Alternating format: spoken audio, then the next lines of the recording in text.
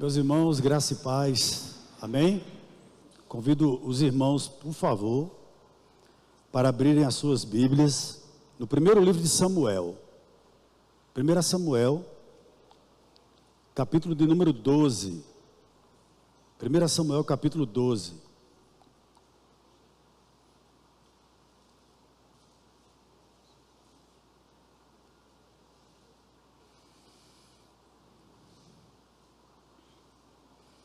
É o texto que nós teremos como base para a ministração dessa noite. 1 Samuel capítulo 12. Amém? Os irmãos encontraram? O texto sagrado vai nos dizer assim: Então Samuel disse a todo Israel: Eis que atendi ao que vocês me pediram, e constituí um rei sobre vocês. E agora eis que vocês têm um rei que irá diante de vocês. Eu já sou velho e tenho os cabelos brancos, e os meus olhos estão, e os meus filhos estão com vocês. Eu tenho andado à frente de vocês desde a minha mocidade até o dia de hoje. Eis-me aqui, testemunhe contra mim diante do Senhor e diante do seu ungido. De quem tomei o boi, de quem tomei o jumento, a quem enganei, a quem oprimi, e das mãos de quem aceitei suborno para encobrir com ele os meus olhos. Falem e eu os restituirei. Então responderam: Você não nos defraudou, nem nos oprimiu, nem tomou coisa alguma das mãos de ninguém. E ele lhes disse: O Senhor é testemunha contra vocês, e também o seu ungido é hoje testemunha de que vocês não encontraram nada nas minhas mãos. E o povo confirmou: Deus é testemunha. Então Samuel disse ao povo: O Senhor é testemunha, Ele que escolheu Moisés e Arão e tirou os pais de vocês da terra do Egito. Agora fiquem aqui, porque vou discutir com vocês diante do Senhor com relação a todos os seus atos de justiça que Ele realizou em favor de vocês e dos seus pais. Depois que Jacó havia entrado no Egito, os pais de vocês clamaram ao Senhor, e o Senhor enviou Moisés e Arão, que os tiraram do Egito e os fizeram habitar neste lugar. Porém, os pais de vocês se esqueceram do Senhor, seu Deus. Então, ele os entregou nas mãos de Cícera, comandante do exército de Azor, e nas mãos dos filisteus, e nas mãos do rei de Moabe, e que lutaram contra eles. Eles clamaram ao Senhor e disseram: Pecamos, pois deixamos o Senhor, e servimos os Baalins e os Astarotes, mas agora livra-nos das mãos de nossos inimigos e te serviremos. O Senhor enviou Jerubaal, Baraque, Jefté e Samuel, e os livrou das mãos dos inimigos que os cercaram, e vocês viveram em segurança. Quando vocês viram que Naás, reis dos filhos de Amon, vinham contra vocês, vocês me disseram: Não, queremos um rei sobre nós, quando na verdade o Senhor, seu Deus, era o rei de vocês. E agora aqui está o rei que elegeram e que pediram, e eis que o Senhor deu um rei a vocês. Se vocês temerem o Senhor, se o servirem, se derem ouvido à sua voz, e não forem rebeldes ao seu mandado, se seguirem o Senhor, seu Deus, tanto vocês como o rei que governa sobre vocês, então tudo lhes irá bem. Se porém vocês não derem ouvidos à voz do Senhor, mas forem rebeldes ao seu mandado, a mão do Senhor será contra vocês, como foi contra os pais de vocês. Fiquem agora aqui e vejam esta grande coisa que o Senhor fará diante de vocês. Não estamos no tempo da colheita do trigo, pois eu vou clamar ao Senhor, e Ele mandará trovões e chuvas, e vocês saberão e verão que é grande a maldade que praticaram aos olhos do Senhor, pedindo um rei. Então Samuel invocou o Senhor, e o Senhor mandou trovões e chuva naquele dia, e todo o povo temeu grandemente o Senhor e Samuel. Todo o povo disse a Samuel: Ore por estes seus servos ao Senhor, seu Deus, para que não venhamos a morrer, porque a todos os nossos pecados acrescentamos o mal de pedir para nós um rei. Versículo 20. Então Samuel disse ao povo: Não tenha medo, vocês de fato cometeram este mal. No entanto, não se desviem de seguir o Senhor, mas sirvam o Senhor de todo o coração.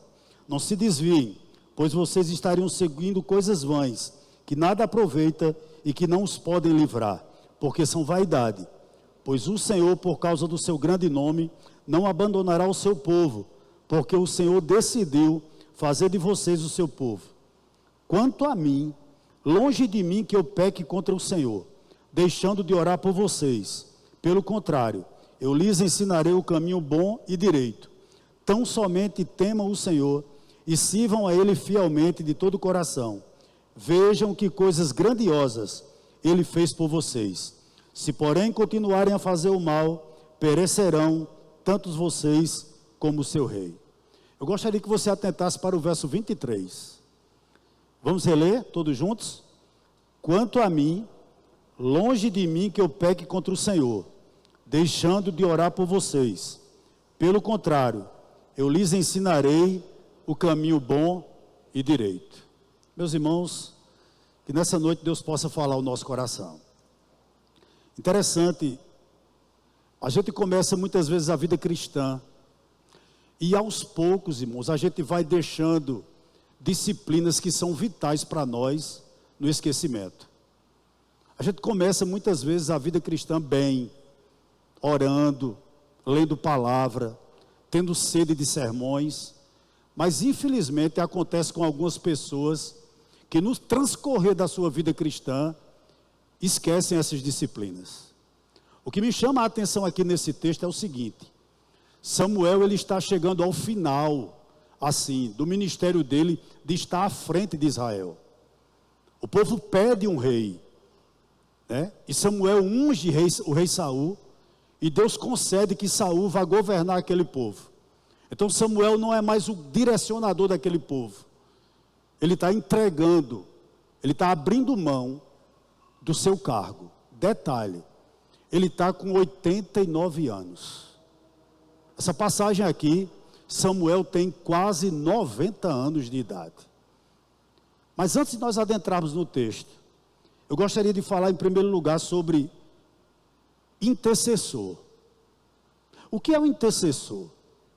O intercessor, irmãos, é aquela pessoa que em resposta às suas orações, vê outros serem abençoados. E essa mesma pessoa que ora, vê também pessoas alcançadas pelo Evangelho. E ele entende que a graça de Deus é sobre ele, sobre a vida do intercessor. Por que eu digo isso? Porque Deus só aceita a oração daquele que é salvo. Então o intercessor, ele se alegra quando ele vê muitas vezes o fruto da sua intercessão sendo manifestado na comunidade onde ele está, na vizinhança onde ele está, ou em pessoas que ele tem orado. Segunda observação: quando nós oramos pelos nossos semelhantes, pessoas como nós, pecadores, nós estamos simplesmente em harmonia com nosso Senhor Jesus Cristo. Esse é um fato. Por quê? Porque Jesus, ele intercede pelos transgressores. Talvez a maioria de nós que estamos aqui, na realidade, irmãos, nós fomos alcançados pelo Evangelho e ainda estamos de pé por conta de súplicas, de orações, de pessoas piedosas, que dobraram o joelho ao nosso favor. Talvez você nunca vá nem conhecer essas pessoas, mas essas pessoas gastaram um tempo da sua vida, da sua preciosa vida, para estar intercedendo por nós. E essa é uma das razões de nós estarmos aqui e ainda de pé. Terceira observação: ore até mesmo pelos seus inimigos. Tem um salmo de Davi, o Salmo 35, que lá na altura do verso 13, ele diz o seguinte: que em oração pelos inimigos dele, ele reclinava o peito. Entenda o que eu vou dizer aqui nessa noite. A oração, ela é como aquela pombinha que Noé soltou na arca. Por que eu digo isso? Se a oração, assim como aquela pombinha, ela não encontra paz para os seus pés, ela volta para aquele que a enviou e traz consigo uma folha de oliveira, uma sensação de paz para aquele que a enviou. Muitas vezes as nossas orações não alcançam o alvo desejado que nós queremos, mas ela volta ao nosso favor. Perceba bem o seguinte, primeiro ponto que eu gostaria de destacar aqui nessa noite. A oração, ela tem que ser um hábito em nossas vidas. Você tem que ter a oração como um hábito em sua vida. E Samuel, ao meu ver, ele é um exemplo de um intercessor. Sabe por que eu digo isso? Porque na mente de Samuel, ele nunca cogitou a possibilidade de deixar de interceder pelo povo. É tanto que nós relemos o verso 23, quando ele diz: quanto a mim, longe de mim, não é verdade, que eu peque contra o Senhor, deixando de orar por vocês. Pelo contrário, eu lhes ensinarei o caminho bom e direito.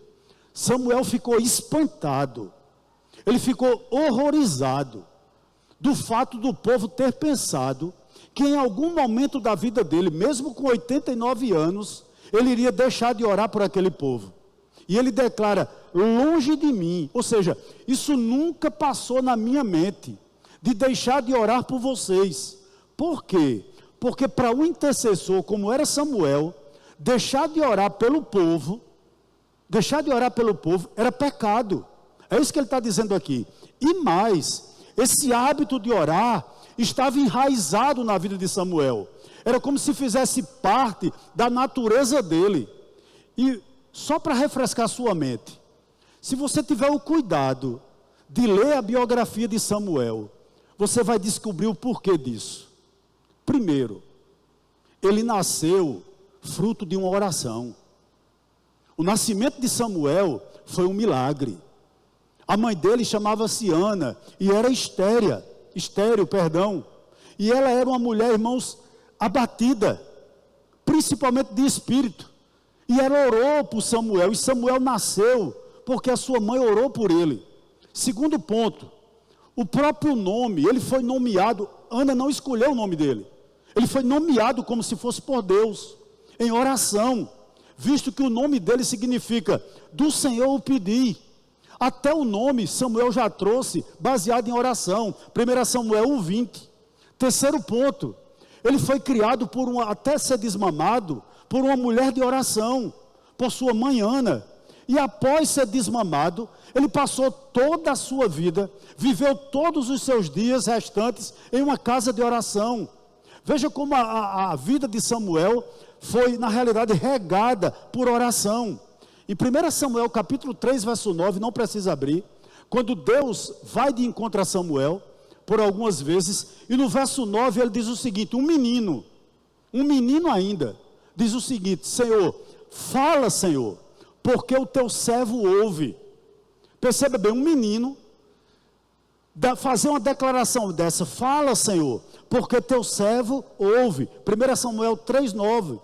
Por que ele faz essa declaração? Porque com certeza ele dobrava os seus joelhos. Uma declaração dessa é fruto de um coração simples, irmãos. É fruto de um coração sincero. E é o tipo do coração que Deus aceita. Então Samuel era esse tipo de pessoa. Diante disso tudo, eu gostaria de lhe perguntar: o que Deus diria da minha vida de oração? O que Deus diria a você da sua vida de oração? Pense um pouquinho aí. Como está a sua vida de oração? Eu já disse aqui algumas vezes, né? Vou repetir, que na biografia de Hudson Taylor, o filho dele diz o seguinte: que nunca o sol se pôs sobre a China sem eu ver meu pai de joelhos orando por aquele país. Ou seja, ele era também uma pessoa intercessora. O que me chama a atenção aqui, chama a sua atenção, por gentileza, para o Salmo 99, apenas o verso 6. Se puder colocar aí, Lucas, que eu digo é Pedro. Viu, Pedro? Por favor, Pedro. Salmo 99, verso 6. Olha o que diz o Salmo, queridos. Moisés e Arão, entre os seus sacerdotes, e Samuel, entre os que lhe invocam o nome, clamavam ao Senhor, e ele os ouvia. Olha o que o céu pensava acerca de Samuel. O salmista está nos dizendo aqui: se Moisés e Arão eram homens consagrados, eram líderes do povo de Deus, para o culto e para o sacrifício, O Salmo está nos dizendo que todo Israel conhecia Samuel como um homem de intercessão, como um homem de oração. Ou seja, o céu conhecia também quem era Samuel no oculto, o que ele fazia no recôndito de seu quarto. Ou seja, ele era um homem que conseguia interceder. Eu gostaria de lhes dizer aqui alguns exemplos, pelo menos 2, da vida desse homem que orava, que intercedia. Não precisa abrir. Em 1 Samuel capítulo 7, você vai ler lá, e você vai descobrir que os filisteus, eles oprimiam Israel de uma forma muito severa. E interessante que Samuel, no capítulo 7 desse mesmo livro, ele convoca o povo a considerar a sua situação, ele convoca o povo a abandonar a idolatria, ele convoca o povo a adorar a Deus, e ele próprio vai orar ao Senhor. E a conclusão de todo esse verso 7 está no verso 13, quando ele diz o seguinte: assim os filisteus foram abatidos. Ou seja, Israel vivia oprimido. E eles não venceram os filisteus pelo poder bélico que o exército de Israel tinha. Eles não venceram os filisteus porque o exército de Israel era forte, era formado por homens e irmãos, digamos assim, gabaritados para a guerra. Não. A vitória de Israel só veio porque um intercessor resolveu se colocar de joelho e clamar por aquela nação. E a palavra de Deus diz que a intercessão de Samuel foi a arma da vitória do povo de Deus. Aí vem uma pergunta para nós: e por que nós não oramos, irmãos, como deveríamos? E por que nós não clamamos mais, queridos? E por que muitas vezes nós temos matado a nossa vida de oração? Segundo exemplo, está lá em 1 Samuel capítulo 8, não precisa abrir. Você vai lá ler o texto, e o texto é muito claro. O povo de Israel chega para Samuel e diz o seguinte: Samuel, tu já estás velho, os teus filhos estão conosco. Ele tinha 2 filhos, o primogênito que chamava-se Joel e o segundo que chamava-se Abias. Eles recebiam suborno, era um homem avarento, todos 2. E o povo não queria os filhos de Samuel como sacerdotes e liderando eles, até com uma certa razão.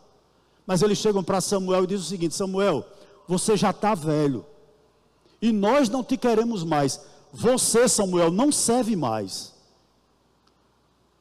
Queridos, no meu entender, existem 3 sentimentos muito tristes no ser humano: a inveja, a ingratidão e a rejeição. Você já viveu a dor da rejeição? De alguém chegar para você e dizer: você não serve mais. Agora não foi apenas uma pessoa, não. Foi todo Israel. Chegou diante de Samuel e disse: Samuel, nós não te queremos mais. Qual seria a sua atitude? Sabe o que esse homem fez? Capítulo 8, verso 21. Ouvindo, pois, Samuel todas as palavras do povo, as repetiu perante o Senhor. Depois de ouvir toda aquela repreensão, todo aquele desprezo por parte de todo Israel, Samuel vai orar. O que é que eu aprendo aqui? E a gente deveria aprender aqui. Meus queridos irmãos, se nós fôssemos sábios o suficiente para fazer o mesmo, sabe o que ocorre? Em vez de nós sairmos por aí e contar aos outros das coisas infames que foram ditas sobre nós, como seria bom que nós imediatamente fôssemos ao nosso lugar secreto e apresentássemos diante do Senhor as infâmias, as injúrias que tem se dito contra você. Perceba nisso. Será que você já chegou a essa capacidade, a esse nível, eu vou dizer assim, de vida com Deus?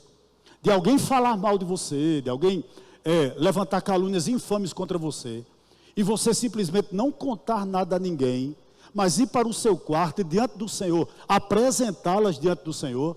Era isso que esse homem fazia. Sabe por quê, irmãos? Porque se nós orássemos mais, a gente deixava de murmurar. Se nós orássemos mais, a gente deixava de reclamar. Se nós orássemos mais, nós trabalharíamos muito mais. Por que eu digo isso? Porque oração não muda Deus. Oração muda quem ora.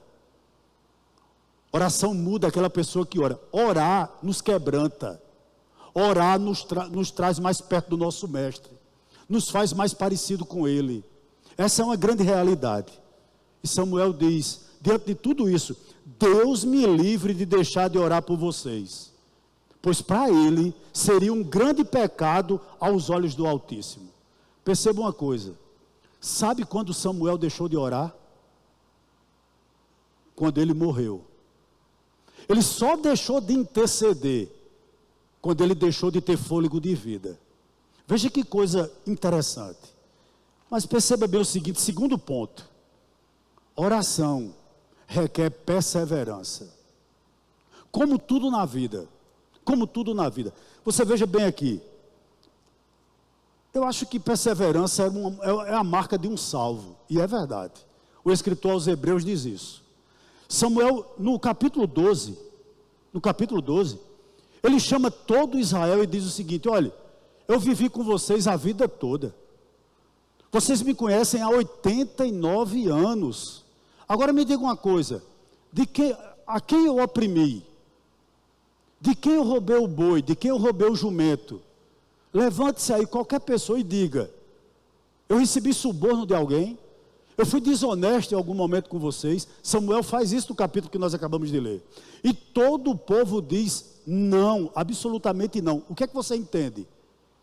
Samuel conseguiu algo que eu acho que a gente tem que ter como modelo. Ele começou bem, gurizinho, pequenininho, quando foi entregue a Eli. Ele começou bem e ele conseguiu durante toda a vida dele caminhar bem e mais, terminar bem. Como isso, irmãos, é invejável. Começar bem e terminar bem. Ele conseguiu. E por que oração, eu digo a você que requer perseverança? Porque haverá momentos, irmãos, e não serão poucos, em que você vai pensar que não vale mais a pena orar. Há coisas, eu sei, irmãos, que cada um aqui, a partir de mim, até a última pessoa que está lá atrás, todos nós aqui temos uma causa que a gente diz, é insolúvel, não tem solução, não adianta orar. Todos nós temos, com certeza absoluta. Agora eu gostaria que você pensasse no seguinte: como deve ter sido difícil, doloroso, para esse homem ser dispensado? Como foi difícil para ele ouvir do povo que ele tanto amou: você não serve mais. Detalhe, apesar de ter 89 anos, ele ainda tinha lenha para queimar. É tanto que ele dá seguimento juntamente ao ministério de Saul, né? Ele caminha alguns anos ao lado de Saul. É ele que vai ungir o outro rei, Davi. Então, na realidade, ele ainda tinha lenha para queimar. Mas mesmo assim, sendo dispensado, ele não orou um átomo a menos por aquele povo. Talvez, entendo eu, ele tenha orado ainda mais. Por quê? Porque quem sabe ele aprendeu com a mãe dele a perseverar em oração, mesmo quando o coração está triste. Lembre-se, ela era uma mulher estéril, e por diversas vezes ela subia a Siló, pedindo um filho. E teve um dia que ela entrou tão desesperada, que ali não conseguia ouvir nem o que ela estava orando, e teve ela como embriagada, mas ela não deixava de orar. E parece que esse menino, por ser criado com ela um pouco tempo, é verdade, até ser desmamado, ele aprendeu exatamente com a mãe dele. E no capítulo 8, surge uma pergunta. Olhe bem, Samuel vai até o povo, não precisa abrir, do verso 11 ao verso 18, e ele dá um conselho, irmãos, àquele povo, um conselho honesto. Diz o seguinte: vocês querem um rei no meu lugar? Isso vai custar muito caro para vocês, porque o rei vai tomar os filhos de vocês para trabalharem para ele. Suas filhas serão perfumistas, outras serão cozinheiras. Parte da sua colheita o rei vai tomar para ele. Você vai ter que dizimar das suas colheitas para o rei. Ou seja, o que é que Samuel está dizendo? Esse passo que vocês estão querendo dar vai custar caro, muito caro. O que é que eu estou querendo dizer? Havia bom senso nas palavras de Samuel para o povo. Mas mesmo assim, o povo diz: não, nós queremos um rei tal qual as outras nações têm. O que é que eu aprendo aqui? Que lição a gente pode tirar daqui?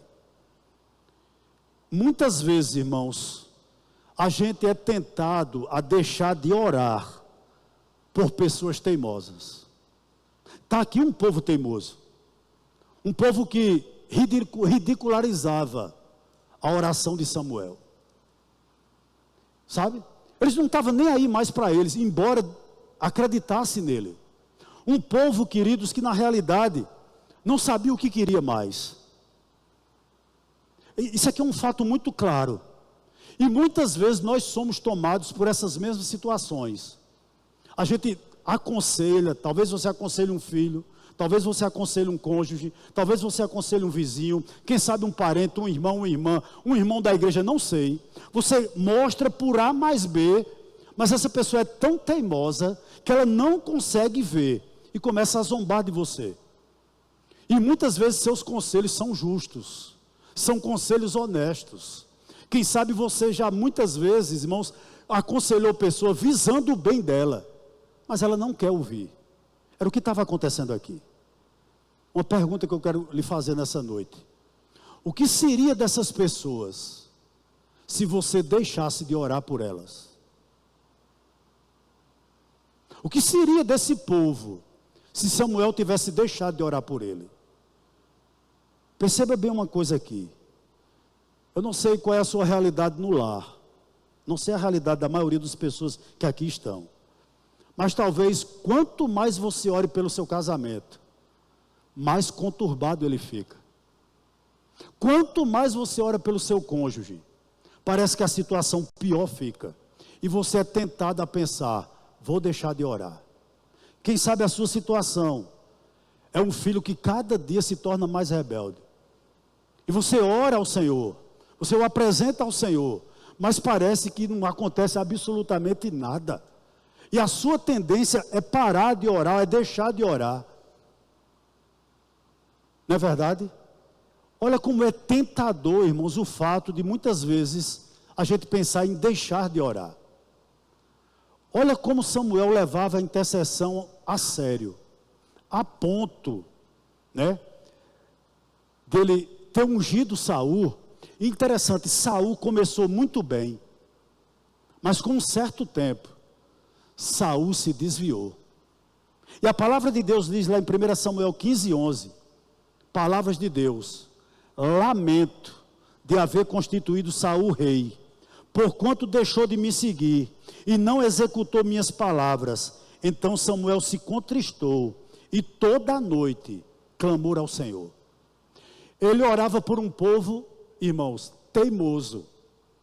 E ele continuava orando também por um rei teimoso. Veja bem, por alguém que aos olhos humanos não valia a pena orar. Mas eu lhe faço uma pergunta. Talvez aqui não tenha ninguém com 89 anos. Mas uma pessoa com 89 anos, tudo que ela quer durante a noite é o quê? Descansar. Tudo que uma pessoa com 89 anos quer à noite é dormir. E esse homem com 89 anos, diz o texto aqui, no capítulo 15, verso 11, ele passou toda a noite clamando ao Senhor. Ele abriu mão de dormir, para nas vigílias da noite, orar por um teimoso. Orar por uma pessoa que havia se desviado. Perceba bem aqui, irmãos, a situação. O quão esse homem amava a oração. E ele perseverou nisso, o máximo que ele pôde, até Deus falar com ele. 1 Samuel 16:1, quando Deus diz uma coisa a ele: olha, até quando você terá pena de Saul, se eu o rejeitei como rei de Israel? Só aí, depois que Deus falou com ele, que não adiantava mais orar por Saul, foi que ele deixou de orar. Aí você pode estar me perguntando, pastor, e essa pessoa que eu tenho orado? E essa pessoa que eu tenho aconselhado? O que é que eu faço? Eu vou te dar um conselho aqui nessa noite, à luz das Escrituras. 1 João 5,16. Olha o que o verso diz. 1 de João 5,16.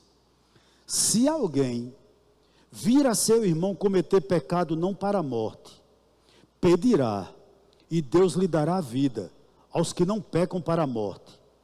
Há pecado para a morte, e por esse não digo que rogue. Deixa eu fazer aqui uma pequena explicação aqui.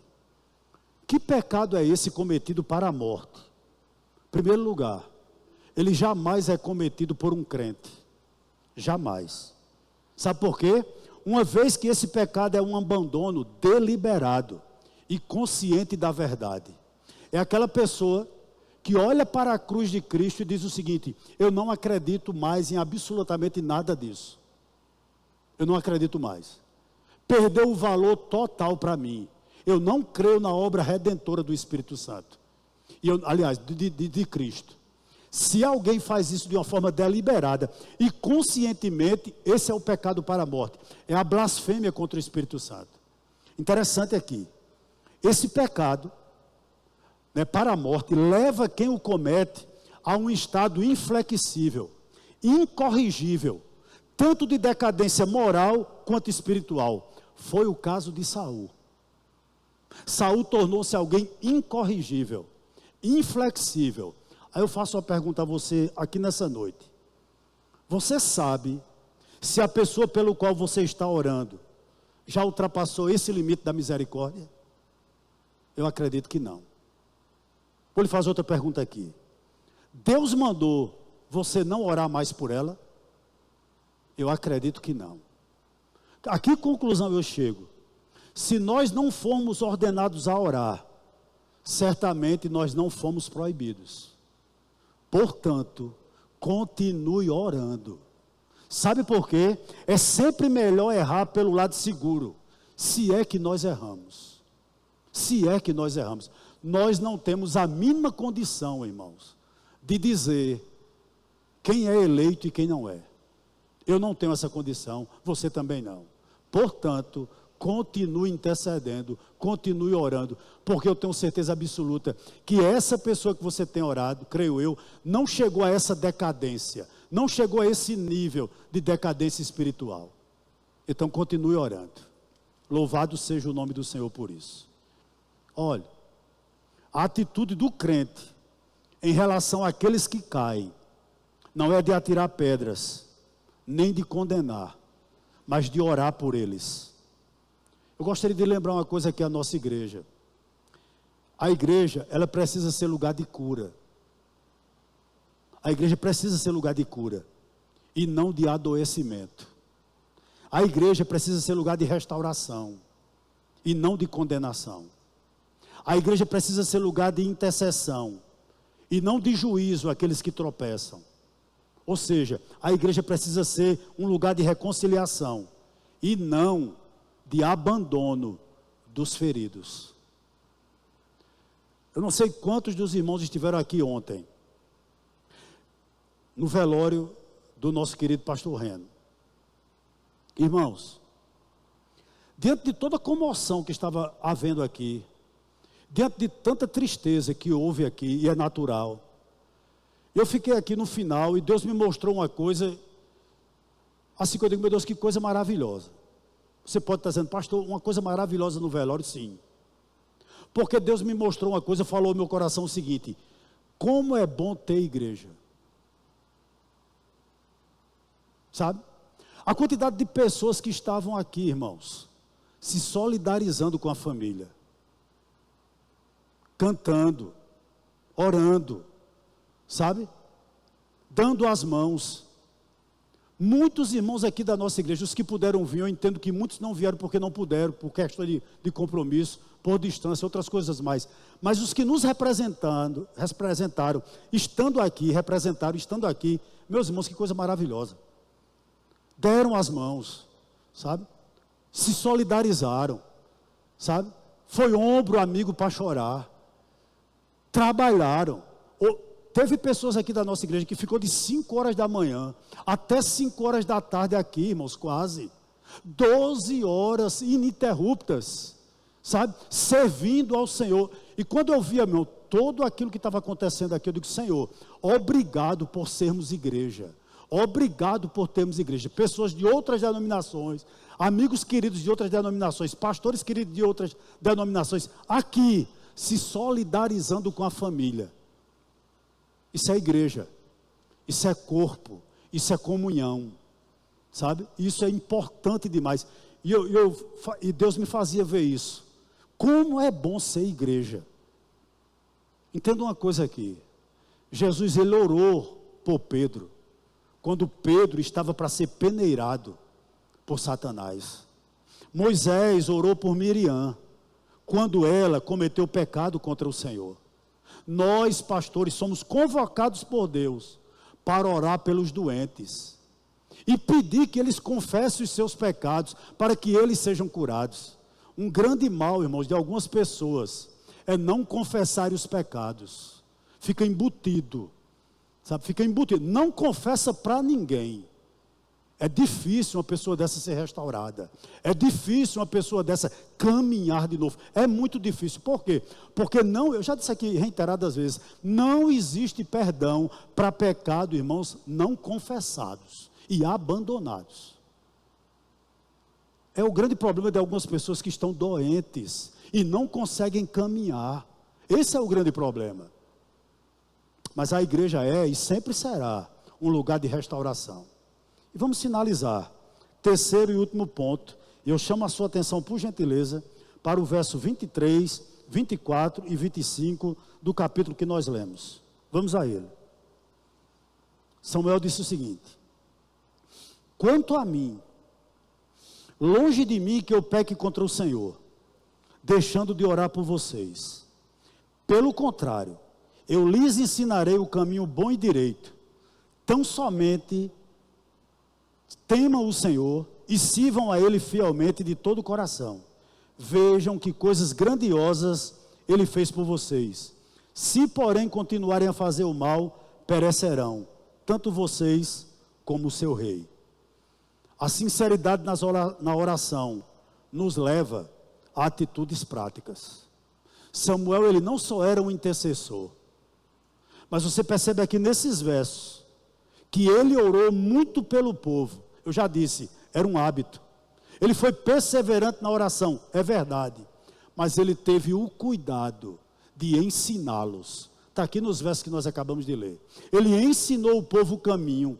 Ele lembrou esse povo das promessas, que Deus, por exemplo, jamais o abandonaria. Ele também orientou aquele povo como agir. Serve a Deus de todo o coração. Age dessa maneira, era o que Samuel estava dizendo. Demais, os advertiu. Ou seja, continuem obedecendo ao Senhor. Continue perseverando na presença do Senhor. Veja que ele fez tudo isso. O que é que eu aprendo aqui? Se nós desejamos ver nossos vizinhos convertidos, nossos amigos convertidos, nossa família convertida, irmãos, nós devemos trabalhar com afinco demais, de todas as maneiras. Perceba uma coisa aqui nessa noite. Você quer que alguém se converta? Convide essa pessoa. Aí é um lugar aonde o evangelho é pregado fielmente. Segundo, compre um bom livro. Coloque na mão dessa pessoa. Gaste um pouquinho do seu dinheiro, irmãos. Compre um livro que fale sobre Cristo, que fale sobre as boas novas. Presenteie essa pessoa que você está evangelizando. Você quer ter as pessoas convertidas? Fale você pessoalmente sobre as verdades eternas, sobre as doutrinas bíblicas. Nós temos que voltar a nos reunir para falar sobre a palavra de Deus, para pregar as verdades do Senhor. Se nós desejamos a salvação de alguém, nós devemos dizer a esse alguém, da melhor maneira possível, qual é a condição dessa pessoa, qual é o caminho da salvação, e como se pode, irmãos, encontrar descanso. é obrigação da igreja. Essa responsabilidade, irmãos, está sobre seus ombros. Sobre seus ombros, não é só sobre o meu não, está sobre seus ombros. Eu lhe faço uma pergunta: na quarta-feira à noite você está onde? O que você faz na quarta à noite? A igreja sai em pequenos grupos. E por que você não sai? Por que você não abre a sua casa para receber um pequeno grupo? Por que você não convida seus vizinhos para um culto na sua casa às quartas-feiras? Qual é o empecilho disso, irmãos? Eu me pergunto, qual é o empecilho disso? Sabe por quê? Eu vou dizer uma coisa aqui. Nós falamos aqui muito sobre intercessão. Mas nenhum homem está isento do sangue dos seus semelhantes, simplesmente porque orou por eles, para que eles se convertessem. Negativo. Samuel era um intercessor, mas ele também ensinava. Ele também, irmãos, admoestava. Ele mostrava, irmãos, aonde o povo podia buscar o Senhor. Ele não somente orava, ele era também uma espécie de mestre. Sabe, ele ensinava também os caminhos do Senhor. Me permita aqui um exemplo. Suponha que ao redor dessa igreja, nesse exato momento, tivesse muita gente faminta, morrendo de fome. E nós terminássemos esse culto, saíssemos, visse essa quantidade de famintos aqui ao lado, e nós fôssemos para casa, jantássemos, e não trouxesse sequer um pão para dar a esse faminto que estava aqui. O que é que nós éramos? Hipócritas declarados. Sim ou não? Sim. Por que eu estou usando esse exemplo aqui? Porque não adianta você dizer que conhece a verdade. Se pessoas convivem com você e vivem morrendo de fome, não tem o pão da vida, não tem a água da vida, e nós que dizemos que temos e temos a verdade, não compartilhamos essa verdade com essas pessoas. Vou lhe fazer uma pergunta: o que ocupa sua mente? O que ocupa seu tempo? Para muita gente, irmãos, é muito mais fácil estar na timeline do seu Instagram, né? Não é mais fácil? Esse ato não tem tomado mais tempo da gente? Tem, irmãos. A gente não tem tempo para estar 1 hora, numa quarta-feira, evangelizando. Mas olha o teu tempo na quarta-feira, quanto tu passa em rede social. Percebe aí? Mas 1 hora para o grupo familiar, nós não temos tempo. Eu estava lendo, até estou quase terminando, um livro de Charles Spurgeon. Ele conta o seguinte exemplo lá, que em Nova York, um certo homem orou por muito tempo, por famílias pobres que ele havia visitado. E na oração dele, ele pedia que Deus alimentasse e vestisse essas pessoas. Quando ele chegou em casa, o filhinho dele disse o seguinte a ele: pai, se eu fosse Deus, eu diria a você que respondesse a sua própria oração, porque você tem muito dinheiro. Sabe o que eu aprendo aqui? Da mesma forma, você pode orar por uma pessoa para que se convertesse, mas quem sabe Deus não quer que você mesmo responda a sua oração. Porque você não vai e não apresenta a Jesus Cristo, a essa pessoa que você tem orado, para que ela se converta? Porque nós não vamos, irmãos, e só oramos, Deixa eu lhe dizer algo aqui nessa noite, eu estou já terminando. Vá, ensine o caminho, bom e correto, e então, suas orações serão ouvidas. Eu li uma frase hoje, uma citação hoje, do pastor Josemar Bessa, e que se encaixa muito no que a gente acabou de ver aqui nessa noite. Ele diz o seguinte, olha: pregar o evangelho não é um dom. Vou repetir: pregar o evangelho não é um dom, É um mandamento. É um mandamento. E ele continua dizendo o seguinte: evangelismo não é para os talentosos, é para os obedientes. É para os obedientes. Moody diz o seguinte: alguém que se diz cristão e não se envolve com evangelismo é como um bombeiro que corre para um prédio em chamas apenas para ajeitar o quadro da parede. Vamos orar? Mas antes de orar, eu gostaria de lhe fazer uma pergunta aqui nessa noite. Quantas pessoas você tem trazidos para Cristo? Quantas pessoas você não só ora por ela, mas você tem dedicado um tempo para apresentar o evangelho a essa pessoa? Tem até gastado um pouquinho do seu dinheiro, comprado um bom material, mandado pregação para essa pessoa pelo WhatsApp, um link de pregação. Quantas pessoas você tem feito isso?